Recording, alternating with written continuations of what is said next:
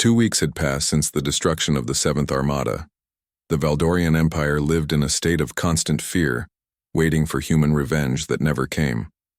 Their remaining fleets patrolled nervously around their homeworld while scientists worked desperately to understand the quantum technology that had made their military obsolete. On Earth, humanity was making a very different choice. President Ye-jun stood before the United Nations General Assembly, addressing representatives from every nation on the planet. The Great Hall buzzed with tension as he prepared to announce humanity's response to their first contact with alien life. Ladies and gentlemen, 2 weeks ago, our world faced extinction at the hands of the Valdorian Empire. Today, I'm here to announce how we choose to use the power that saved us. Dr. Minho sat in the gallery, watching as the president outlined a plan that had taken days of careful deliberation. The quantum research team had presented 3 options: destroy the Valdorian Empire, ignore them completely, or attempt to build a peaceful relationship. We have the capability to end the Valdorian threat permanently, President Ye-jun continued. Our weapons could reach their homeworld within hours. We could reduce their entire civilization to scattered atoms, just as they planned to do to us. The hall was completely silent. Every person present understood the weight of this moment. Instead, we choose a different path. Today, humanity will make first contact not as conquerors, but as potential allies. In the secret facility beneath the Swiss Alps, Dr. Minho's team was putting the president's words into action. They had spent the past week developing something unprecedented, a communication system that could reach the Valdorian homeworld instantly. Status of the quantum entanglement array? Dr. Minho asked. Engineer Da-un checked her instruments. Fully operational, sir. We can establish real-time communication with any point in Valdorian space. Jae-hyun looked up from his calculations. The transmission will arrive at their homeworld simultaneously with our broadcast. No light-speed delay, no time for them to prepare a response.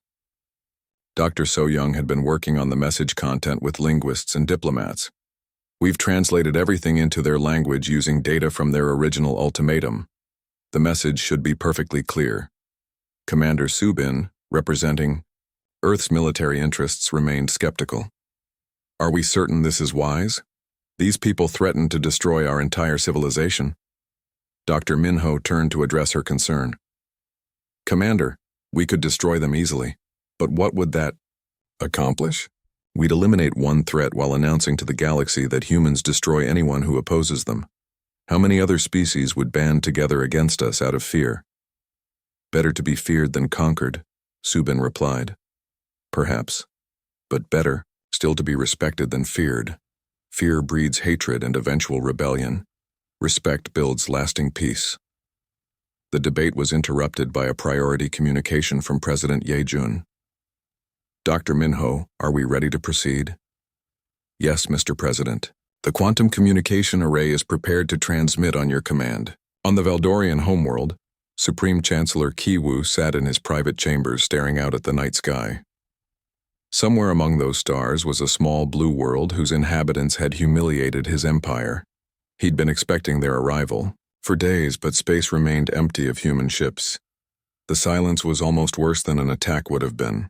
At least with an invasion, he would know what humanity intended. This waiting was psychological torture.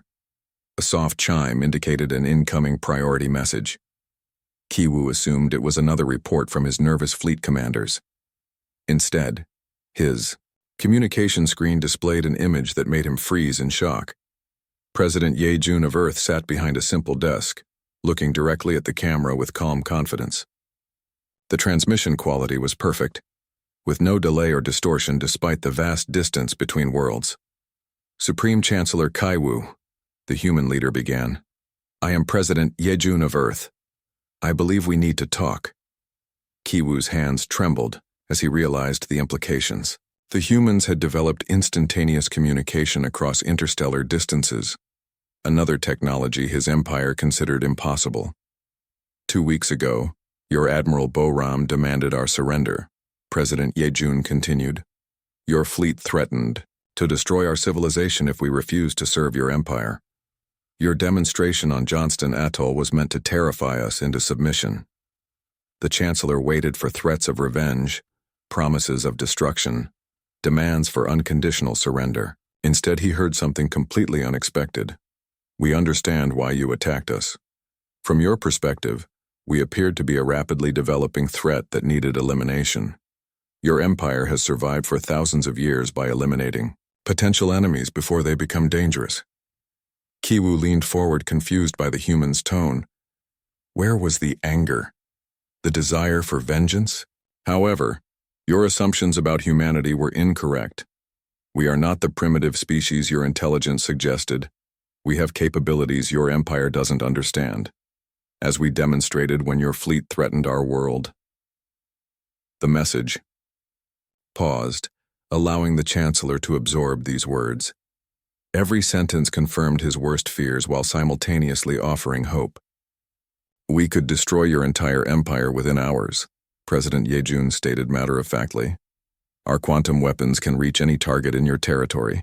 Your shields and defenses provide no protection against our technology. Kiwu closed his eyes, waiting for the ultimatum that would mirror his own empire's demands. We choose not to use this power against you. The Chancellor's eyes snapped open. Had he heard correctly? Instead, we offer partnership. Earth wishes to share our scientific discoveries with the Valdorian Empire. In exchange, we ask for your knowledge of the galaxy and its other civilizations.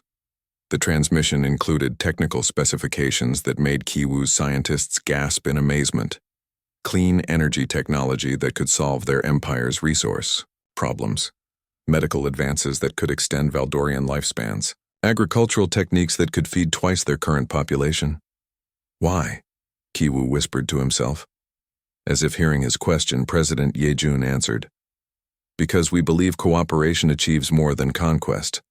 Your empire has lasted 5,000 years through military strength.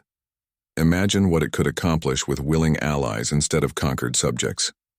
The message concluded with coordinates for a meeting location, a neutral space station at the edge of both territories.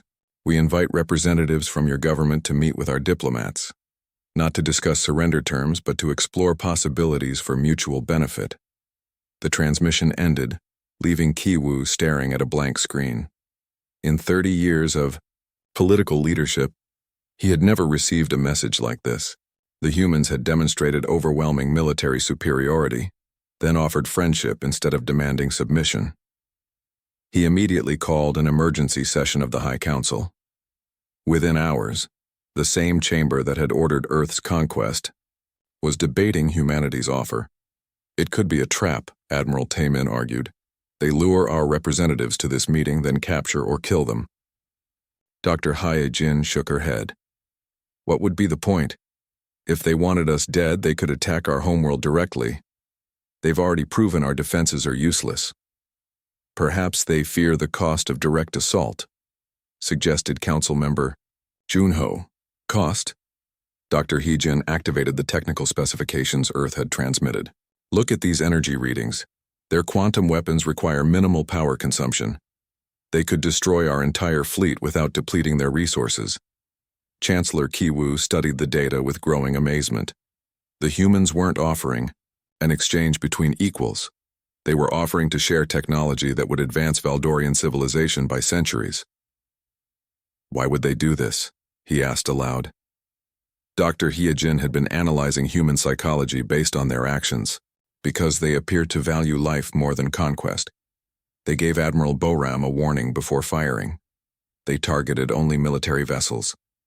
Now they offer partnership instead of demanding surrender. Or, Admiral Taemin countered, they're simply more sophisticated in their approach to conquest. Why destroy us when they can make us willingly dependent on their technology? The debate continued for hours, but the conclusion was inevitable. The Valdorian Empire had no choice but to respond to humanity's offer. The alternative was waiting for destruction that might come at any moment. 6 months later, Dr. Minho stood in the observation deck of the newly constructed diplomatic station at the edge of human space. Through the vast windows, he could see ships from both civilizations docked together peacefully. Engineer Da Yoon joined him, carrying reports from their latest joint research projects. "The Valdorian scientists are remarkable," she noted. "Their understanding of hyperspace mechanics is far beyond our own, and our quantum technology has solved their energy crisis," Jae-hyun added, approaching with his own datapad. "Their worlds are converting to clean fusion reactors based on our designs." Dr. So Young arrived with the most encouraging news of all. The first joint exploration mission launches next week. Human quantum drives combined with Valdorian navigation expertise. We'll be able to explore regions of space neither civilization could reach alone. Commander Subin, now serving as a military liaison to the Joint Defense Initiative, 3 days after the destruction of the 7th Armada, the news reached the Valdorian homeworld. Admiral Taemin stood frozen in his command center, staring at the impossible report in his hands. The paper trembled slightly as he read the same words for the 5th time. "Sir?" his aide asked quietly. "Your orders?" Taemin couldn't speak. 300 ships, 50,000 elite soldiers, Admiral Boram, the Empire's finest commander, all gone in less than 5 seconds. The mathematical probability of such complete destruction was beyond calculation. "Prepare a priority communication to the High Council," he finally managed. "Emergency session. Tell them the humans have weapons we don't understand." Within hours, the Valdorian High Council assembled in their great chamber. The same beings who had casually ordered Earth's conquest now sat in stunned silence as Admiral Taemin delivered his report. "Members of the Council, I regret to inform you that the 7th Imperial Armada has been completely destroyed. All 300 ships lost with no survivors. The human response lasted 4.7 seconds. Supreme Chancellor Kiwoo leaned forward, his ancient face showing disbelief. "That's impossible. Our intelligence reported primitive weapons and no space-based defenses." "Our intelligence was wrong," Admiral Taemin replied grimly. "The humans possess technology that operates outside known physics. Their weapons bypassed our shields completely, as if they didn't exist." Dr. Hai Jin, the Empire's chief scientist, activated her datapad with trembling hands. "I've analyzed the sensor data from our scout ships that escaped the system. The energy signatures are unlike anything in our databases." The holographic display showed the moment of the fleet's destruction. One frame showed 300 mighty warships in formation. The next frame showed empty space. "How is this possible?" Council member Junho demanded. "We've had the same shield technology for 2,000 years. It's protected us from every enemy we've faced." "That's exactly the problem," Dr. Haijin whispered. "Our shields were designed to deflect conventional energy weapons. The humans appear to have developed something that exists outside normal space-time dimensions." The silence that followed was deafening. For 5,000 years, the Valdorian Empire had been the dominant power in their region of space. Their military superiority had never been seriously challenged. "What do we know about these weapons?" Chancellor Kiwoo asked. Admiral Taemin consulted his reports. "Almost nothing. Our surviving scout ships detected massive energy buildups around Earth moments before the attack, but the sources appeared to be communication satellites.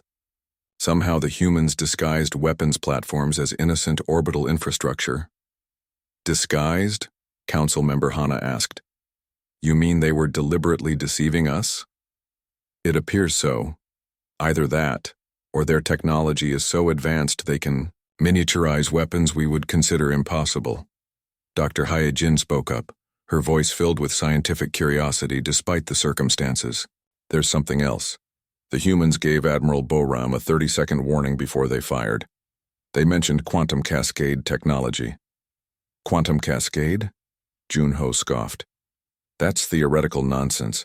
No species has ever developed practical quantum weapons." "Obviously, the humans have," Dr. Haijin replied. "And if they can build quantum weapons, what else might they be capable of?" The question hung in the air like a death sentence. If humanity could develop technology the Empire's scientists considered impossible, what prevented them from launching a counterattack against Valdorian worlds? Chancellor Kiwoo stood slowly, his robes rustling in the silence. "Admiral Taemin, what is our current military strength? We have 4 remaining armadas scattered across our territory, about 800 ships total, plus orbital defenses around our core worlds. Would those defenses protect us if the humans attacked?" The Admiral hesitated. "Based on what happened to the 7th Armada? No, Chancellor. If their weapons can ignore our shields completely, our static defenses would be useless." Terror began to seep into the chamber. The Valdorian Empire, which had conquered 17 star systems, suddenly faced the possibility of being conquered themselves. "How long would it take them to reach our territory?" Council Member Hana asked. Dr. Hyejin ran calculations. "Unknown. We don't know their propulsion capabilities. If they have quantum technology, they might have faster-than-light travel that surpasses our own." "They could already be on their way," Junho said quietly. Meanwhile, on Earth, a very different conversation was taking place. President Ye-jun sat in the Situation Room with his top advisors, trying to understand what humanity had just accomplished. "General Wu Jin, I need a full briefing on these quantum weapons. How long have we had this technology?" The general gestured to a man President Ye-jun had never seen before. "Mr. President, this is Dr. Minho, Director of the International Quantum Research Facility. He can explain better than I can." Dr. Minho stood and activated a holographic display. "Mr. President, 5 years ago, my team achieved a breakthrough in quantum field manipulation. We discovered how to create weapons that operate in parallel dimensions." Parallel dimensions? Imagine normal space as a piece of paper. Conventional weapons move along the surface of that paper and can be blocked by shields. Our quantum weapons move through the paper itself, striking targets from directions that don't exist in normal reality. President Ye-jun stared at the display, showing quantum field equations. "And you built these weapons without telling anyone?" "On my orders," General Wu Jin interjected. "We knew humanity would eventually encounter hostile aliens. These weapons were our insurance policy." Dr. So Young, who had been analyzing the captured alien technology, added her own insights. "Mr. President, the Valdorian Empire appears to be technologically stagnant. Their weapons and shields are thousands of years old by their own standards. They've had no reason to innovate because they've faced no serious opposition. Until now," the President observed. "Exactly. We've just demonstrated that their military superiority is an illusion. Any species with quantum technology could defeat them easily." Commander Subin entered the room carrying urgent dispatches. "Mr. President, our deep space sensors are detecting unusual activity in the direction of Valdorian space. Multiple ships, moving at high speed but not toward Earth. Where are they going? They appear to be converging on the Valdorian homeworld. It looks like they're recalling their fleets for defense." Dr. Minho nodded with understanding. "They're afraid we'll counterattack. From their perspective, they just discovered that a primitive species has weapons that make their entire military obsolete." President Ye-jun considered the implications. "What are our options?" "We could destroy their entire empire," General Wu Jin said bluntly. "Our quantum weapons can reach any target in their territory. We could end the Valdorian threat permanently." "Or?" the President prompted. Dr. Minho spoke up. "Or we could try a different approach. The Valdorians aren't evil, just accustomed to being the strongest power in their region. They attacked us because they saw a potential threat and wanted to eliminate it before it became dangerous." "You're suggesting diplomacy? With people who wanted to enslave our entire planet?" "I'm suggesting we show them there's a better way," Dr. Minho replied. "Fear made them attack us. Perhaps understanding can make them allies." Back on the Valdorian homeworld, the High Council was reaching its own conclusions. Chancellor Kaiwu had listened to hours of debate about their options. "We have 3 choices," he announced. "We can attack Earth with our remaining forces and likely be destroyed. We can wait for them to attack us and certainly be destroyed. Or we can attempt to negotiate." "Negotiate?" Admiral Taemin looked shocked. "The Empire doesn't negotiate with enemies." "These aren't just enemies," the Chancellor replied. "They're a species with superior technology who chose to give us a warning before they fired. They could have destroyed our fleet without any communication at all." Dr. Hai Jin had been studying the tactical records. Chancellor, there's something significant about their attack pattern. They targeted only our military vessels. If they had wanted to cause maximum destruction, they could have fired on our support ships and transports as well. What does that suggest? That they're not interested in slaughter for its own sake. They eliminated a military threat, but they didn't pursue fleeing ships or attempt to maximize casualties. Council member Hana raised a possibility no one wanted to consider. What if we're wrong about them being primitive? What if they've been hiding their true capabilities all along? The chamber fell silent as the implications sank in. If humanity had been concealing advanced technology, their apparent rapid development was an illusion. They might have been watching the Valdorian Empire for years, studying their weaknesses. In that case, Chancellor Kiwu said slowly, we're not dealing with primitives who got lucky. We're dealing with a civilization that chose to reveal their power only when directly threatened. Admiral Taemin looked around the chamber. What do we do? For the first time in 5,000 years, the Valdorian Empire was forced to consider the possibility of being the weaker party in a conflict. Their next decision would determine whether their civilization survived or joined the ruins of the 17 worlds they had conquered. The destruction of Johnston Atoll sent shockwaves across Earth. News broadcasts showed the empty patch of ocean where an island had existed moments before. The message from the aliens was clear: surrender or face total destruction. Admiral Bo-Ram watched the aftermath of her demonstration with satisfaction. The plasma strike had worked perfectly, vaporizing the target completely. Surely now the humans would understand their hopeless situation. Captain Hyunwoo, any response from Earth? She asked. Still monitoring all frequencies, Admiral. Their communications networks are buzzing with panic, but no official surrender yet. Bo-Ram frowned. Most species surrendered immediately after seeing Imperial firepower demonstrated. The humans were proving more stubborn than expected. How much time remains on our ultimatum? Commander Taeho checked his chronometer. 11 hours and 43 minutes, Admiral. Very well. If they don't respond in the next hour, we'll target one of their cities. A small one at first, just enough to break their will to resist. The Admiral walked to the tactical display, showing Earth's major population centers. Each city represented millions of human lives, but she felt no emotion about their fate. The Empire's expansion required absolute obedience from conquered peoples. Target selection, Commander? Taeho highlighted several options. These coastal cities would provide maximum visibility. The destruction would be seen by their entire planet. On Earth, the final countdown had begun.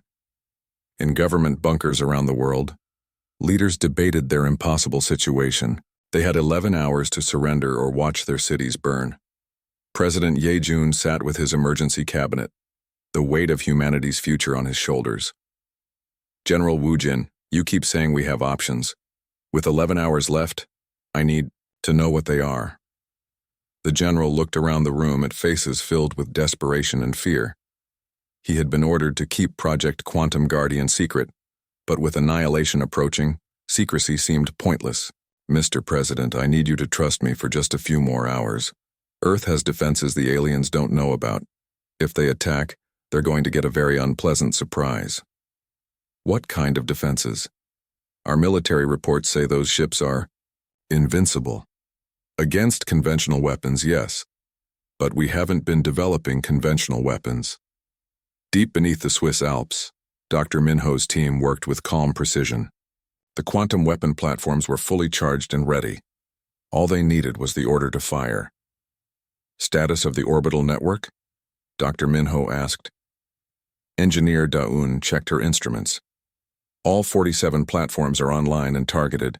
Each alien ship is locked by multiple quantum cascade generators. Phase shield projectors? Ready to activate instantly, Jae-hyun confirmed. We can protect every major city on Earth if needed. Dr. Minho nodded. And our analysis of their fleet? Complete. 300 ships, various classes from escort vessels to their massive flagship.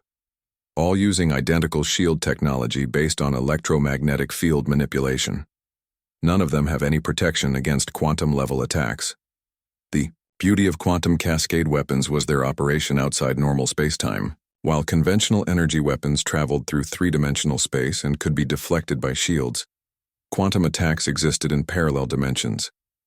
They struck targets at the molecular level, bypassing any defense that operated in normal reality. How long will it take to destroy their entire fleet? Dr. Minho asked. Dayun ran quick calculations.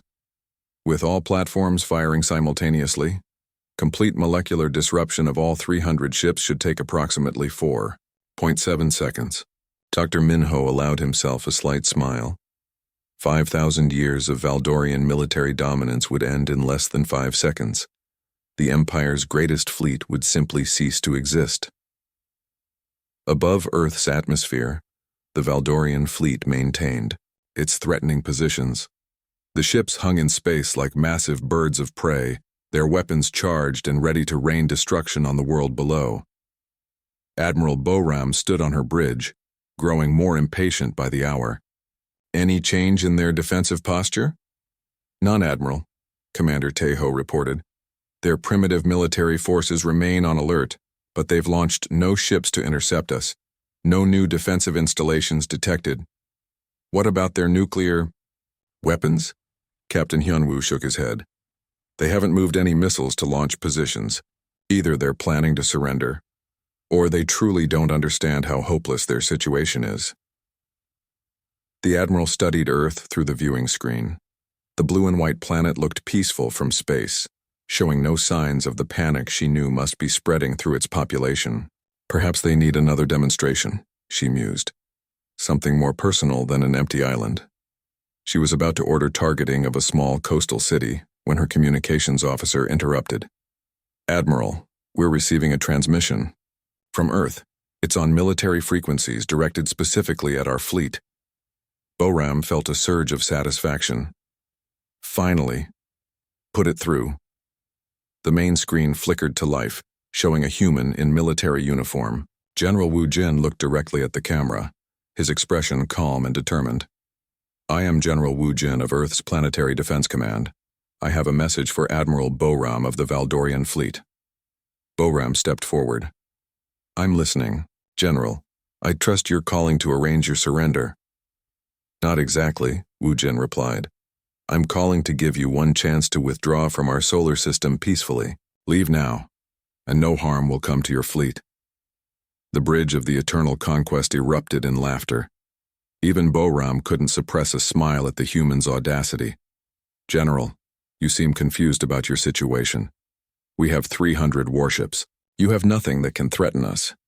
I suggest you surrender immediately before we lose patience. General Wu Jin's expression didn't change. Admiral, you've made a critical error. You assume you understand our capabilities based on outdated intelligence. You're wrong. Are you threatening us with your nuclear weapons? Our shields can deflect anything you can throw at us. I'm not talking about nuclear weapons, Wu Jin said quietly. I'm talking about quantum cascade technology. You have 30 seconds to begin withdrawing, or we'll demonstrate why your shields are useless. Boram's amusement faded slightly. Quantum cascade? That's theoretical science fiction. No species has ever developed practical quantum weapons. 20 seconds, Wu Jin replied. In the secret facility, Dr. Minho received the signal he'd been waiting for. General Wu Jin had given the aliens their warning. Now it was time to back up his words with action. Activate all platforms, he ordered. Target every ship in their fleet. Prepare for simultaneous firing. Engineer Daun's fingers flew over her controls. All platforms locked and ready. Quantum cascade generators at maximum power. 10 seconds, General Wu Jin announced. On the communication channel, Admiral Boram realized the human was actually serious. You're bluffing. No primitive species could develop quantum weapons. 5 seconds. On the Eternal Conquest, alarms suddenly began blaring. Commander Tejo stared at his instruments in confusion. Admiral, we're detecting massive energy buildups around Earth. The sources appear to be their communication satellites. That's impossible. Our scans showed them to be primitive communication devices. 3 seconds, General Wu Jin said. Boram opened her mouth to respond, but the words never came. At exactly 14:23:07 GMT, Earth struck back. 47 quantum cascade beams fired simultaneously from orbit. The weapons operated outside normal space-time, striking their targets through parallel dimensions. The Valdorian shields, designed to deflect conventional energy, provided no protection whatsoever. Admiral Boram had exactly 1.3 seconds to realize her mistake before the quantum beam struck her flagship. The eternal conquest, pride of the Imperial Navy, simply ceased to exist. Its atoms were torn apart at the molecular level, scattered into elementary particles that drifted harmlessly through space. Around her, 300 warships suffered the same fate. The massive vessels that had conquered 17 star systems vanished like soap bubbles in a hurricane. No explosions, no debris fields, just empty space where moments before had hung the greatest fleet in Valdorian history. The entire engagement lasted exactly 4.7 seconds. Commander Subin, monitoring from Earth's orbital defense center, watched the quantum platforms complete their work. Where a threatening alien fleet had hung like vultures, only empty space remained. All targets destroyed, she reported to General Wu Jin. Complete molecular dispersal achieved. No survivors detected. In the secret facility, Dr. Minho's team stared at their instruments in amazement. The quantum weapons had worked even better than predicted. Not a trace remained of the Valdorian fleet. Status report, Dr. Minho requested. All platforms operating normally, Da-Un reported. No damage from the discharge. Systems ready for immediate reuse if necessary. Jae-hyun checked the deep space sensors. Long-range scans detect several Valdorian scout ships fleeing the system. They must have been positioned too far away to be caught in our attack. Dr. Minho nodded. Let them go. They'll carry word back to their empire about what happened here. Around the world, people stared at their screens in stunned silence. The alien fleet had simply vanished. One moment, it had been there, threatening humanity with extinction. The next moment, empty space. President Yejun. 60 hours had passed since Admiral Boram's ultimatum. On the bridge of the Eternal Conquest, tension filled the air like electricity before a storm.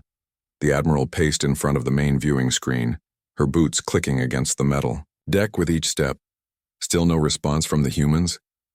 She asked for the third time in an hour. Captain Hyunwoo shook his head. Nothing, Admiral. Our communications officers have been monitoring all their frequencies. They're talking among themselves, but no official surrender has been transmitted. Boram stopped pacing and stared at the small blue dot that was Earth. In her 20 years of military service, she had never seen a species refuse to surrender when faced with overwhelming force. Usually, just the sight of the Imperial fleet was enough to make enemies give up without a fight. Perhaps they don't understand the situation, suggested Commander Tae-ho from his tactical station. These are primitives, after all. They might not comprehend the difference in our capabilities. The Admiral considered this. It was possible. Some species were too simple to recognize superior technology when they saw it. But something about the humans' silence bothered her. What are their military forces doing, she asked. Commander Tae-ho checked his instruments. Strange patterns, Admiral. Their armed forces have gone to what appears to be maximum alert, but they haven't launched any ships to intercept us. Their leaders are meeting constantly, but we can't decode their encrypted communications. And their space-based assets? Still just those primitive satellites and the research station. No new launches, no visible preparations for defense.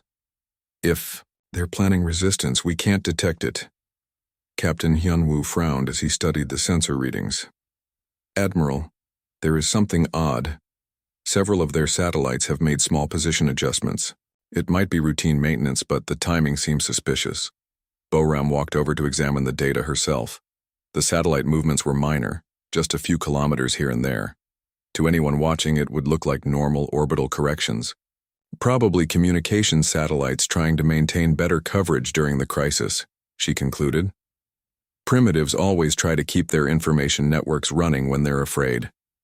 What the Valdorians didn't know was that those communication satellites were something far more dangerous. Each one contained quantum weapon systems that operated on principles their science couldn't detect. The slight position changes were actually precise targeting adjustments. Deep beneath the Swiss Alps, Dr. Minho monitored the alien fleet through quantum sensors. His underground facility hummed with activity as his team made final preparations for humanity's defense. "Status report?" he requested. Engineer Da-Un looked up from her console. "All orbital platforms are in position and fully charged. The quantum cascade generators are operating at 100% efficiency," Jae-hyun added. "The dimensional phase shield projectors are ready. We can protect Earth's major population centers if they attack." Dr. Minho nodded with satisfaction. "And our analysis of their technology?" "Complete, sir," Da-Un replied. "Their ships use energy shields designed to deflect plasma weapons and particle beams. Standard defensive technology from what appears to be their classical period. They have no protection against quantum-level attacks. It's like they're wearing armor designed to stop arrows while facing machine guns," Jae-hyun observed. Dr. Minho allowed himself a small smile. "An accurate analogy. How long can their shields hold against conventional weapons?"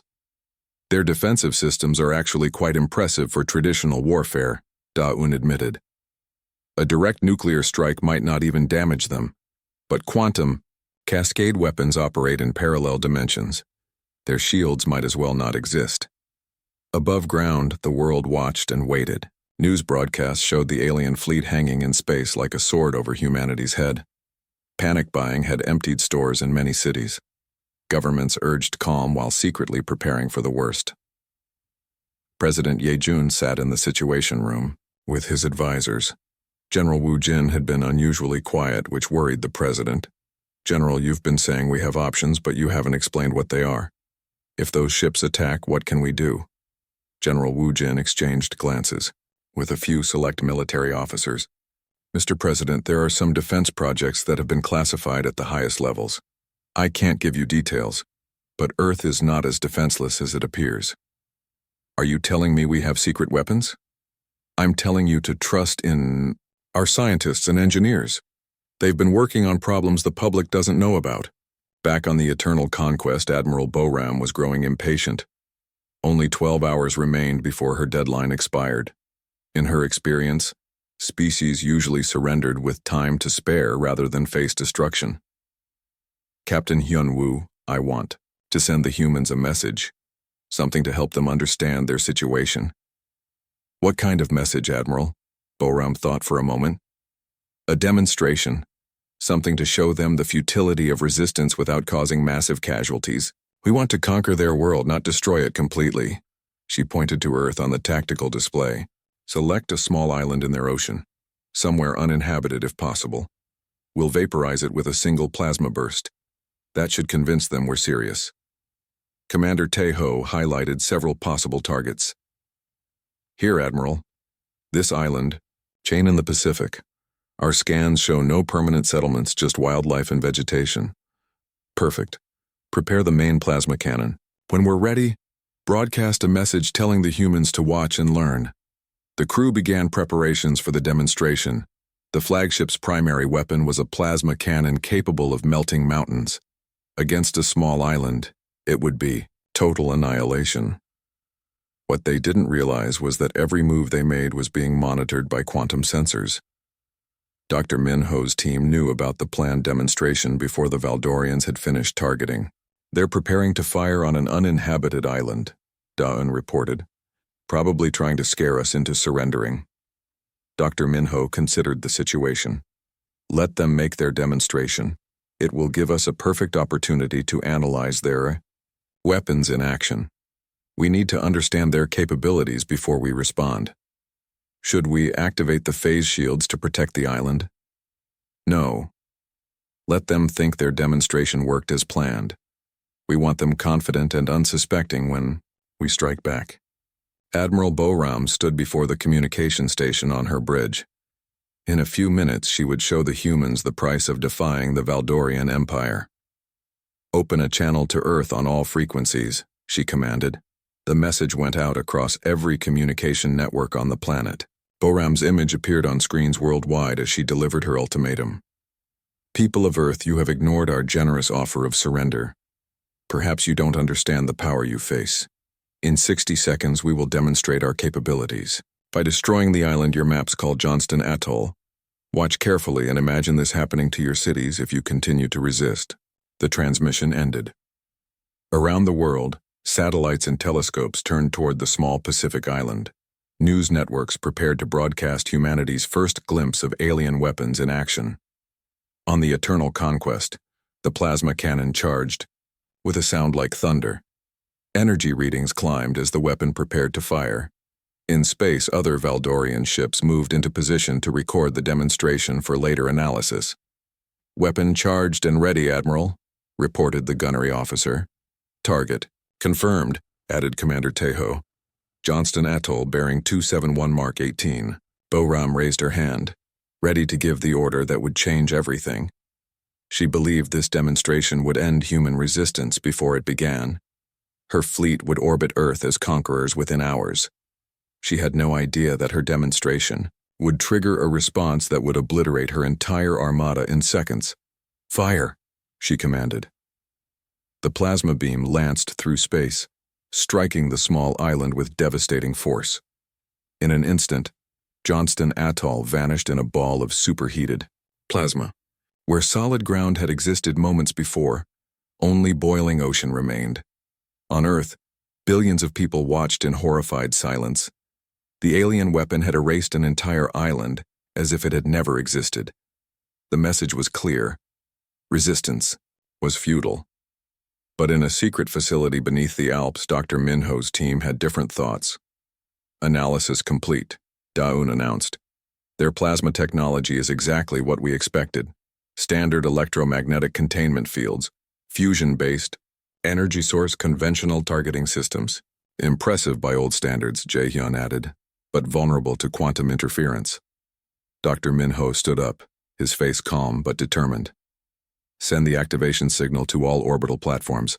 It's time to show our visitors what human science has achieved." The greatest mistake in Valdorian history was about to be revealed. Their demonstration of power had just signed their death warrant. The space around Jupiter had never seen anything like it. 300 massive warships dropped out of hyperspace in perfect formation, their dark hulls blocking the light from distant stars. Each vessel stretched over 2 kilometers in length, bristling with weapons that could crack planets. The 7th Imperial Armada had arrived. Admiral Boram stood on the bridge of her flagship, the Eternal Conquest. Through the vast viewing windows, she could see her fleet spread out like a steel constellation. Her uniform bore the golden insignia of the Valdorian Empire, earned through 20 years of successful campaigns. "Fleet status report," she commanded. Captain Hyunwoo, her second in command, checked his instruments. "All ships have arrived safely, Admiral. No damage from the hyperspace jump. All weapon systems are online and ready." Boram nodded with satisfaction. The journey from Valdorian space had taken 3 weeks, but her fleet was in perfect condition. She had conquered 6 worlds with fewer ships than this. "Begin scanning the inner system," she ordered. "I want to know everything about their defenses before we make contact."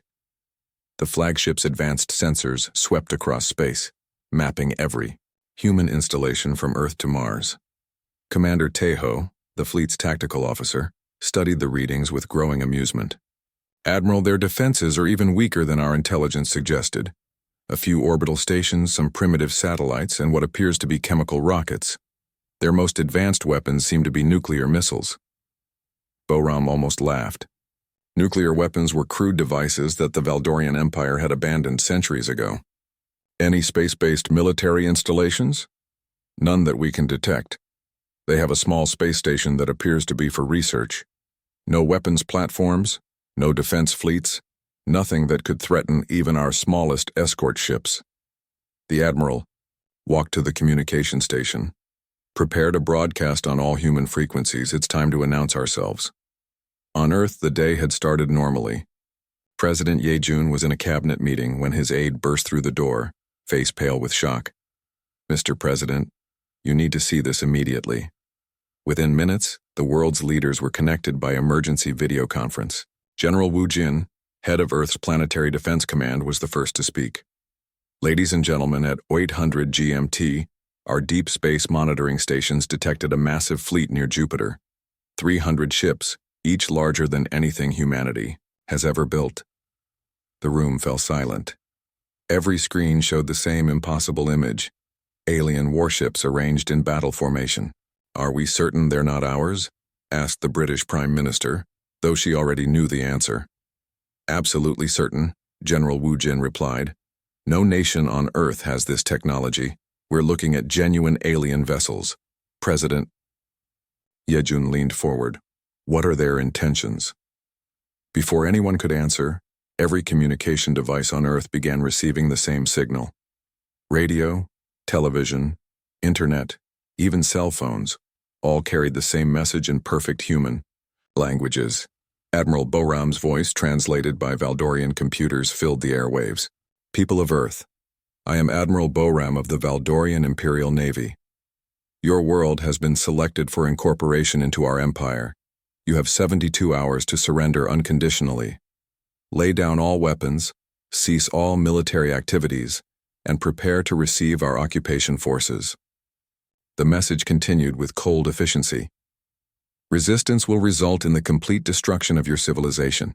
You will serve the Empire, or you will die. These are your only choices. You have 72 hours to decide." The signal ended, leaving Earth in stunned silence. In the emergency bunker beneath the Pentagon, President Ye Jun stared at the screens showing alien ships. "General Wu Jin, what are our options?" The general's face was grim.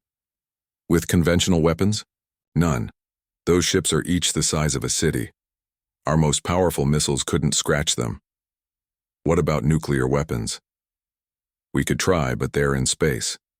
We'd need to get close enough to hit them, and they have defensive systems we can't even understand."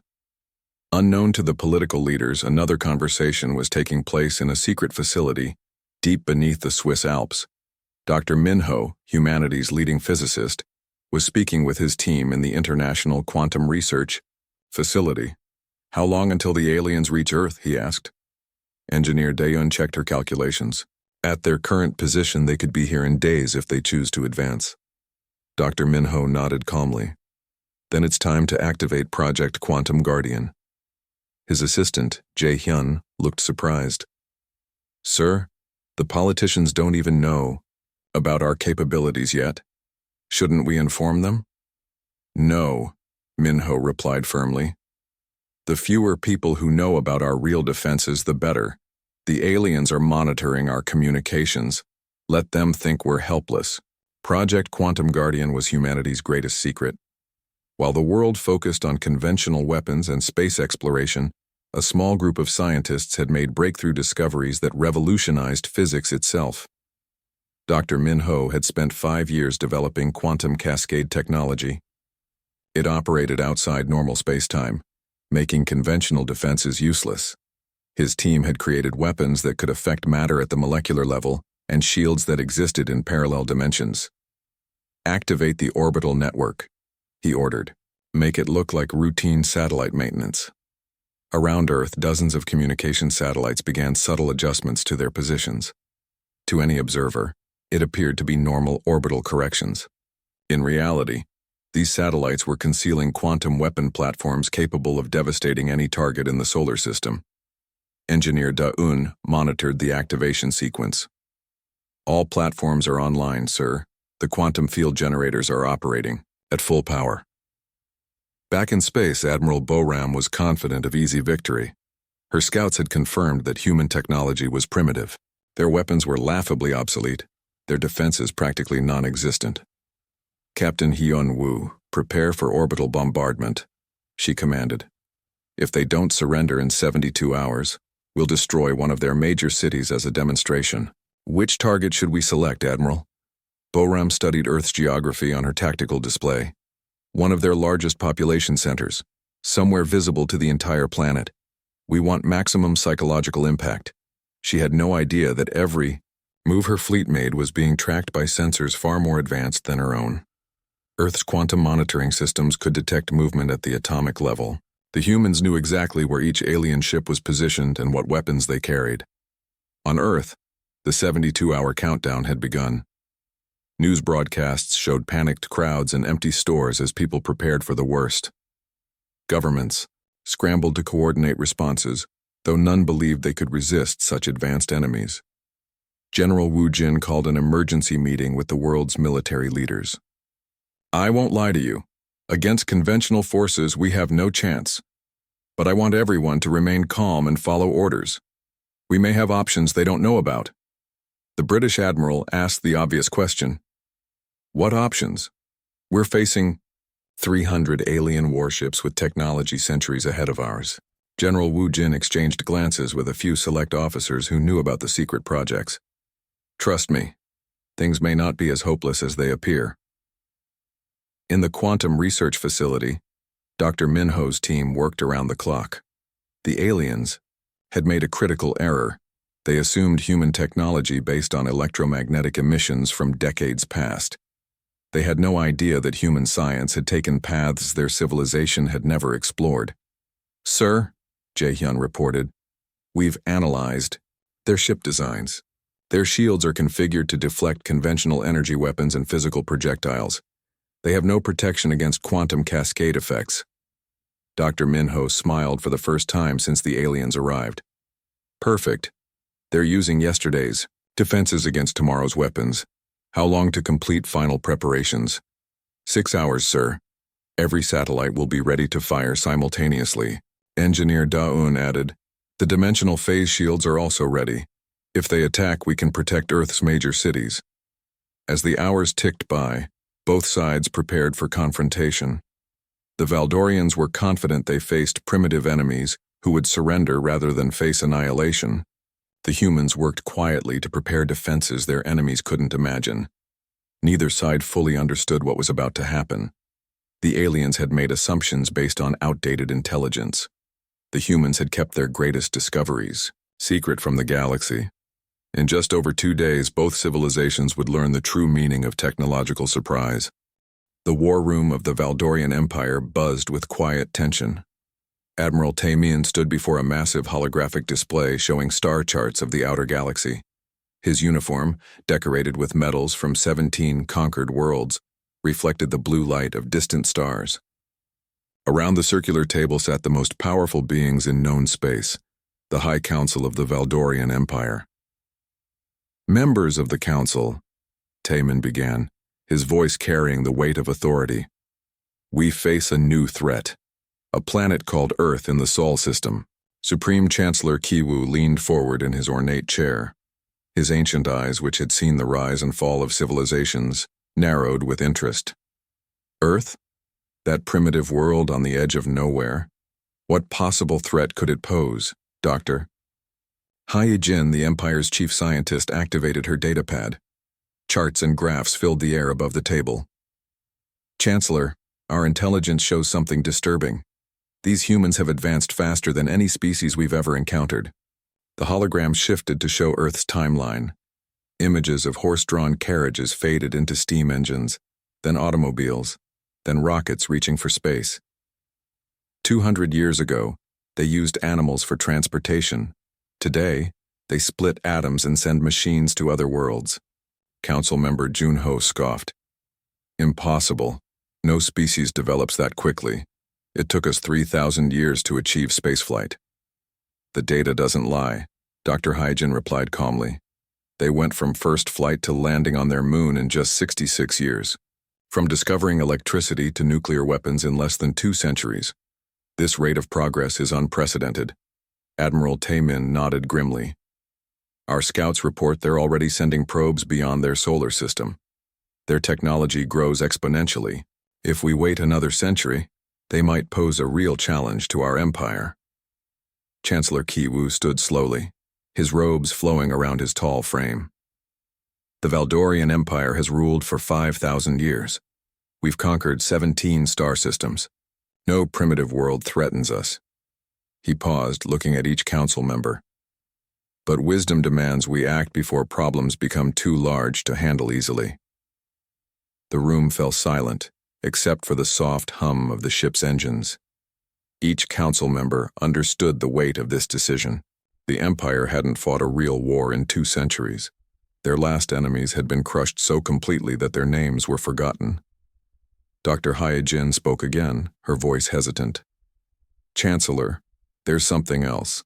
Our long-range sensors detect unusual energy signatures from Earth. We can't identify the source, but the readings are. Strange. Strange how? Admiral Taman asked. The patterns don't match any known technology. It could be natural phenomena, but... She trailed off, uncertainty clear in her voice. Chancellor Kiwu dismissed her concerns with a wave. Primitive species often stumble upon energy sources they can't control properly. It's probably industrial accidents or crude atomic experiments. Council member Hana raised her hand. What do our intelligence reports say about their military capabilities? Admiral Taman activated new displays.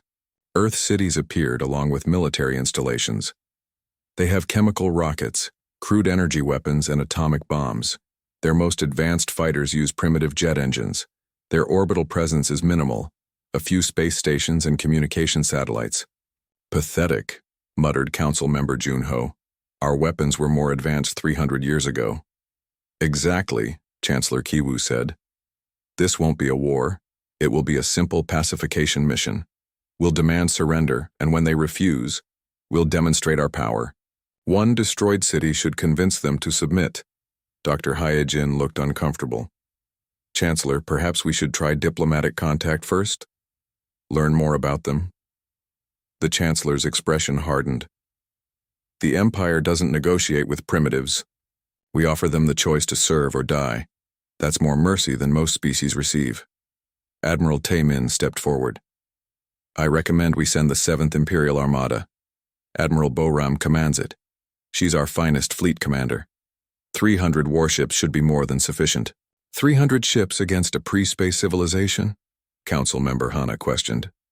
Isn't that excessive? Better to use overwhelming force and avoid casualties, Chancellor Kiwu replied. Admiral Boram will make it quick and clean. The humans will see our fleet and surrender immediately. No one fights when they know they can't win. The hologram shifted to show Admiral Boram's service record. Victory after victory, each conquest completed with minimal Imperial losses. Her tactical brilliance had crushed rebellions across the galaxy. Boram has never lost a battle, Admiral Taemin noted. Her reputation alone might convince the humans to surrender without firing a shot. Far across the galaxy, on a small blue world, Dr. Donghae sat in the SETI research facility watching his screens. Strange patterns flickered across his monitors, gravitational anomalies that didn't match any known phenomena. So young, he called to his colleague. Look at these readings. Something big is moving in the outer system. Dr. So Young glanced over, then shrugged. Probably just cosmic background radiation. We get false readings all the time. Donghai frowned at his instruments. The patterns were too regular, too organized to be natural, but without more data he couldn't prove anything. He made a note in his log and continued monitoring. Back in the Valdorian war room, Chancellor Ki Wu made his decision. Admiral Taemin, send word to Admiral Boram. She will take the 7th Armada to Earth immediately. Give the humans 72 hours to surrender.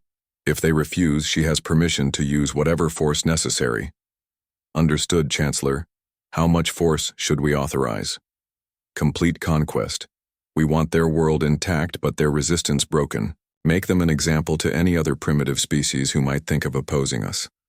The council members nodded in agreement. None of them questioned the decision. The Valdorian Empire had conquered dozens of worlds. Earth would just be another name added to their list of victories. Admiral Taemin bowed formally. I'll send the orders immediately. How long should we give Admiral Boram to complete the mission? Chancellor Ki Wu considered. A week should be more than enough. These humans have never faced real military power. Once they see our ships, they'll surrender to avoid destruction. And if they don't surrender? Dr. He-jin asked quietly. The Chancellor's smile was cold. Then they'll learn why 17 star systems bow to the Valdorian Empire. We didn't build our civilization by showing mercy to enemies. As the council meeting ended, Admiral Taemin remained behind to send the necessary orders.